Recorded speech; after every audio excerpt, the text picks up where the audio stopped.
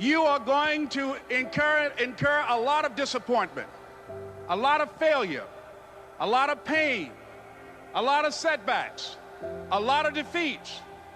But in the process of doing that, you will discover some things about yourself that you don't know right now. What you will realize is that you have greatness within you. What you'll realize is that you're more powerful than you can ever begin to imagine. What you will realize is that you're greater than your circumstances, that you don't have to go through life being a victim.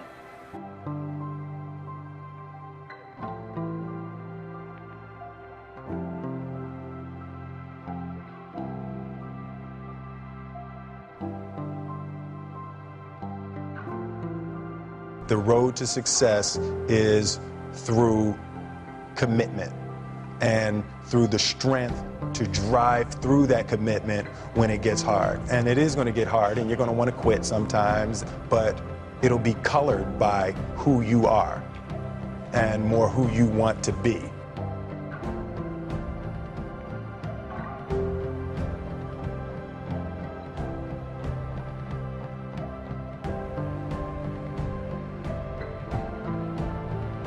It's not about having more followers on Twitter than your friends. It's not about outdoing anyone. It's about how to outdo yourself. It's not about selling more books or getting more TED views than somebody else. It's about how to make sure that the work that you're producing is better than the work you produced before. You are your competition. And that is what ensures you stay in the game the longest. And that is what ensures you find joy. Because the joy comes not from comparison, but from advancement.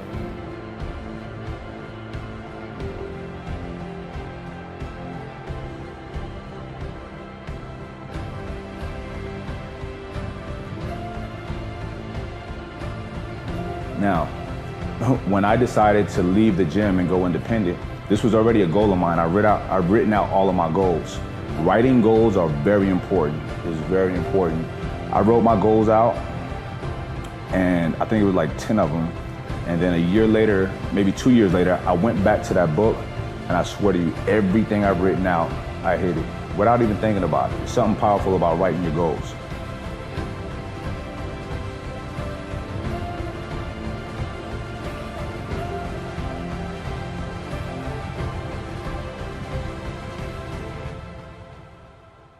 We're not going to always make the right steps, and sometimes you have to back up and try again. And if you're in a position where you can't back up and try again, you've trapped yourself. And the system will set out honeypots for people to get trapped in. The system will set out the ideas of retirement, the ideas of the golden years, providing you benefits, providing you a healthy work environment. Why? Well, because they want people to work for them. They don't want people to realize their own dreams and escape. But that's a pain in the ass. So you got to hire more people and train them, and they want to set it up so that you stick around. You stick around in some sort of an unsatisfying world. It's up to you to see that video game problem, to see that issue as it comes up on the map. And no, I think this is a right turn. To see all the problems that could potentially lay in front of you and calculate your future. And then also look around at all the people that didn't do it and look at the misery that they're in and learn that you don't want to be like them. And then look at the people that have kind of taken chances and navigated their way. What did they do differently than you? What objectivity do they have that maybe you lack? What insight into their own mistakes are they willing to delve into that you're not, that you step back and you go, you know, I just don't want to look at myself that closely. But the person who's able to look at themselves the closest is going to get the more rational results.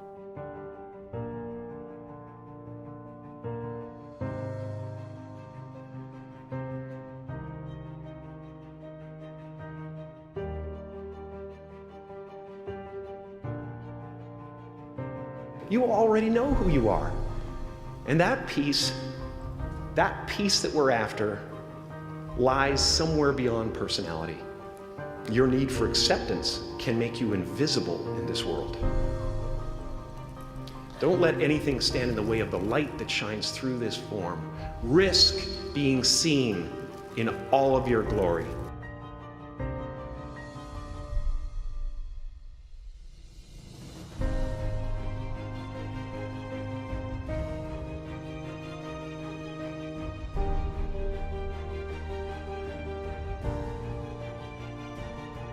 And it's okay to have a sense of self-awareness and identity, but it's not okay to have an ego, because what an ego does is, the ego is a funny entity within the human brain. It is on your side when you are doing great. But have you ever noticed when you think you failed, it's the ego in your mind that tells you it's so bad. Everyone's looking at you. You start to sweat across your forehead and you're like, oh my God, I can't believe this is happening. The whole entire world is watching. And none of it is true. When you're doing great, you shouldn't listen to that voice. When you're not doing as great, you shouldn't listen to that voice, because it's not good. When you're doing great, it's gonna get you hooked on that feeling, so that when you come down, because life is a roller coaster. There's valleys and peaks. When you hit that valley, if you can't deal, then you won't make it.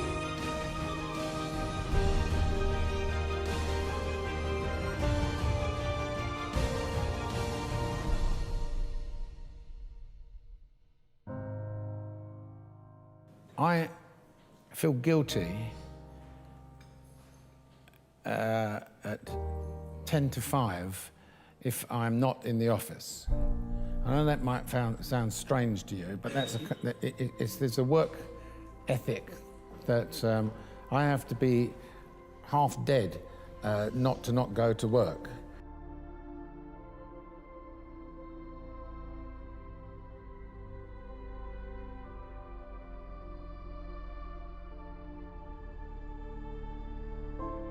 When you give somebody your word is so important. Once I gave him my word, I had to come. Even though I got a million other things I got to do, I said, well, I gave him my word. And that's going to go a long way with you in business. Once you give somebody your word, it's good to get it in writing, everything that you need to get done. But when you give somebody your word, you got to stand by it. Because when you start standing by your word, you'll be able to build more relationships and resources.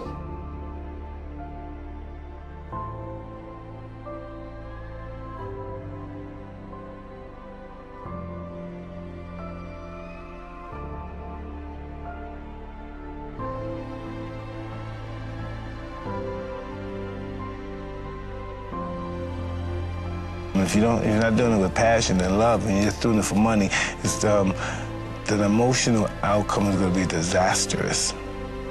And that's from my experience. That's just really what I know. So I know it has to be just for pure passion and the love for what I'm doing.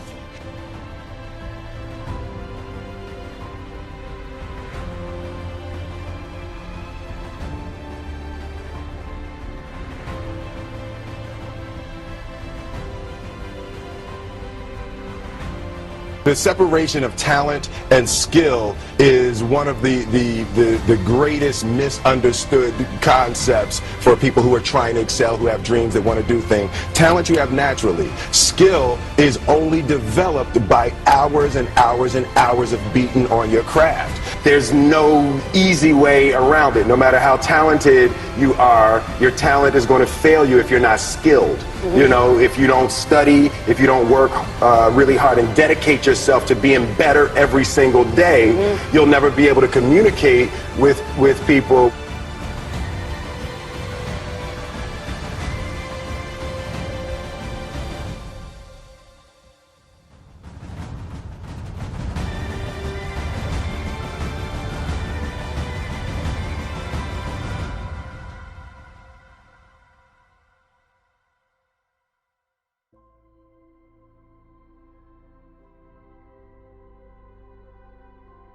A bunch of people that will say, yeah, well, I have a family, so, you know, it's a great idea for you to just go out there and go crazy. I have people to support. You need to listen. Stop saying that. Stop saying any of those things. Every single person who has ever done anything worthwhile or exceptional or difficult or extraordinary, anyone, whether it's great artists or authors or mathematicians or whatever the it is, everyone encounters difficulties. There is no easy road. It does not exist. It is impossible. Everyone has issues. If you have time to pursue a hobby, if you have time to do anything in your life, you can better yourself. And here's one way you never better yourself. When you come up with excuses for why other people are successful and you're not. That is dangerous when you give yourself an escape. Yeah, well, that's easy for you to say. You know, you do this, you do. Trust me, everybody has a hard road. I wanted to jump out a window several times during my young life. I wanted to jump in front of a train and just end it because there's too much pressure. Not really, but you know what I'm saying, theoretically. We all go through hard times. We all go through depression. We all go through doubt and moments in your life where it's really difficult and you're trying to figure out what your path is going to be. It's hard as shit. But Stefan and I were talking about this before the podcast starts, that is what makes you a person. And those difficult moments are what build your character. Show me a great man who's the son of a great man.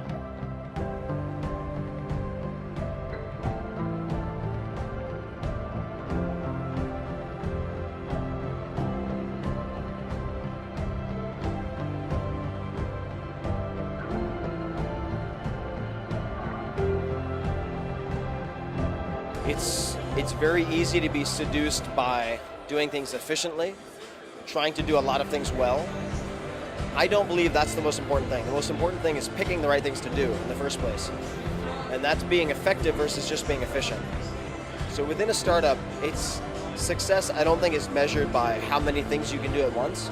It's measured by how effectively you're able to pick the one or two things that are the highest priority. And there's always going to be a seduction to get distracted and focus on 20 things at once. And the most effective entrepreneurs I know are very good at focusing on one or two things and either eliminating the rest or delegating it to other people or outsourcing it, so it's not done within the team, but it's actually to third parties.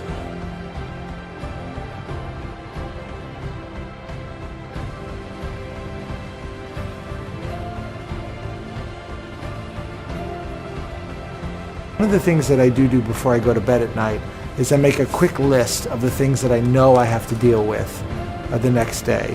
And I try to get those knocked out before noon, because from noon on, it's kind of like the wild, wild west. I don't know what's going to happen. I don't know what new issue is going to come up. And so you want to really be smart about your time to knock out the things that you have to. Who do I have to talk to? What do I have to review? What do I have to do with a bank or an employee or one of the businesses? And you want to get out what I would call the housekeeping. You get the housekeeping done in the morning, and then you get to kind of go farm the fields for the rest of the day. And part of the challenge for me at least, is that the lines get very blurry of when the day actually shuts off. And that can present a real challenge to, you know, your personal life and your friends and kind of that balance. So it's hard, but the first part of my day is the focus.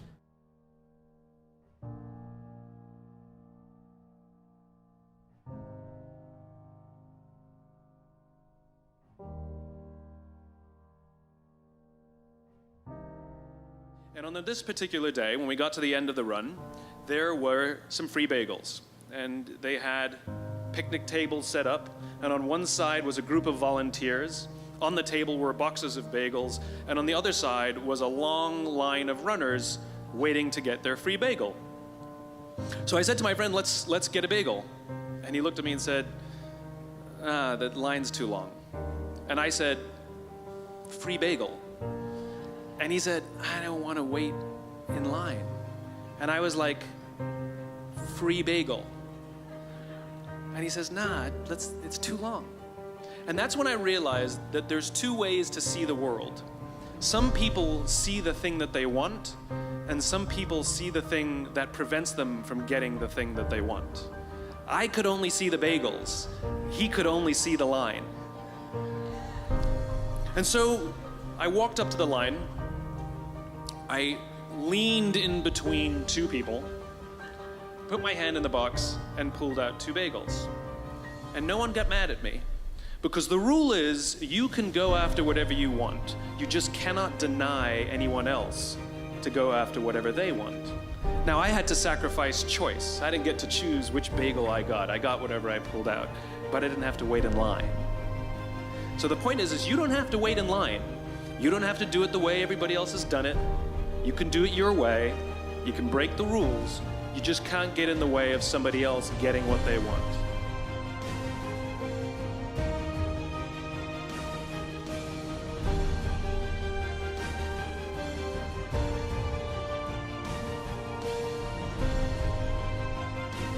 The other thing is that you get to work your butt off. If you think that you're going to go and accomplish something really special and be the best in anything in the world, and you think you can do it without working, you make a big mistake. Because no matter what I did, if it was in bodybuilding or in acting or if it is in the political arena, it always took a lot of work. And you got to put out, and you got to, sometimes make a lot of sacrifices. Notice, if you're not willing to work hard, forget about it. So there's another rule that is very important.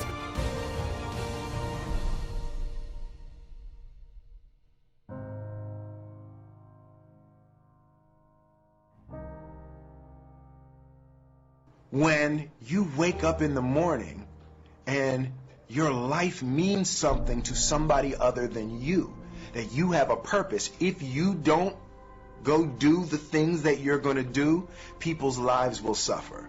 And I think that kind of purpose, that like to live in service, not to you, but to live in service to humanity, to live in service to your family, to live in service to your church, to your city, to your country, to the world. Living in service is that, I feel like that is the purest form of joy.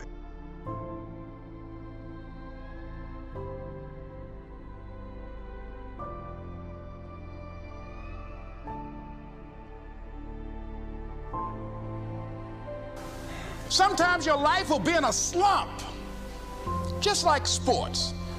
Some of the best shooters can't hit baskets different times in games. They get in a slump. Do they sit on the sideline and say, I just didn't hit a basket today?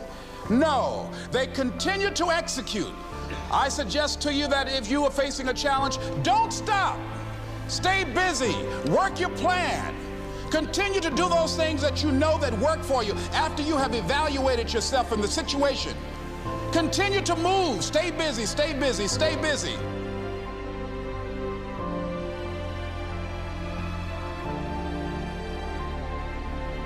You just have to have a total and complete passion, because there's going to be so many dark moments. I think the dark moments are true for any entrepreneur or any startup company. I'm sure that you talk to Steve Jobs and Apple, you'd see many dark moments. Ours happen to last a little longer than most of them, but you really emotionally have to be prepared for those dark moments. I think every entrepreneur I've ever spoken to would echo that. Yeah. That there are dark moments when everything's on the line. That's the life of an entrepreneur. And if you're going to be into it, you better be prepared for that.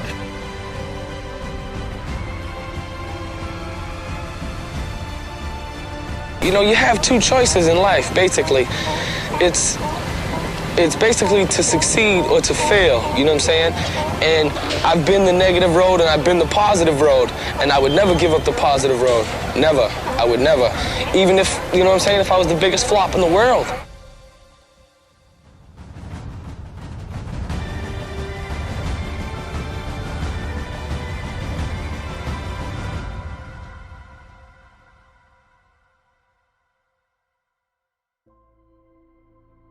I only invest in things that I understand and things that I use or would use myself. This is really important. Anytime I step outside of that is usually when the universe kicks me in the nuts really hard and I lose my money. I think it's critical to, as an entrepreneur, scratch your own itch. It increases the odds of success, or the probability of success. And then as an investor, I look for people who are scratching their own itch.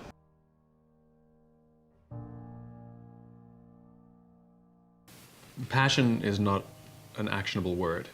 It's correct, that those who do the things that they're passionate about do better, but it's not helpful advice. And so the question is, where does passion come from? Passion is a result. Passion is an energy. Passion is the feeling you have when you're engaged in something that you love. Passion is the feeling you have that you would probably do this for free, and you can't believe somebody pays you to do it. And I think we mistake that passion is something we do in our private lives, but it shouldn't be done, in our careers, for example. And I'm a firm believer that you are who you are. And anybody who says, I'm different at home than I am at work, in one of those two places, you're lying. And the goal is to make everything you do in home and at work something that you have excitement to do. So how do you find the things that you're excited to do? Well, it's actually easier than you think. What are the things that you love to do? What are the things that you would do for free?